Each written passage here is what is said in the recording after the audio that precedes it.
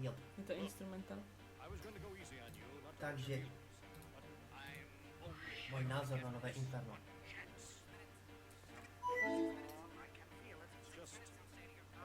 Vôbec neslyším tú hudbu. Ja čakám, keď sa to rozbe.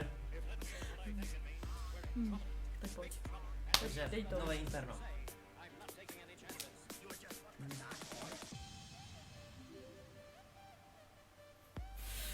Čo? Ja ten beat nepoznám. To je jedno.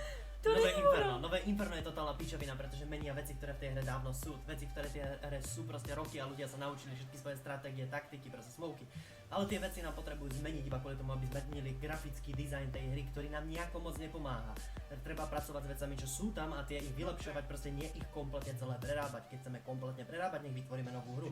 To sa však bojí Valve vytvoriť, pretože keby vytvorili novú hru, tak všetci prídu o svoje skiny. Keby všetci prídu o svoje skiny, Valve príde o svojich hráčov, proste. Takže to je môj názor na nové Inferno. Je to zbytočná a divná smer hry.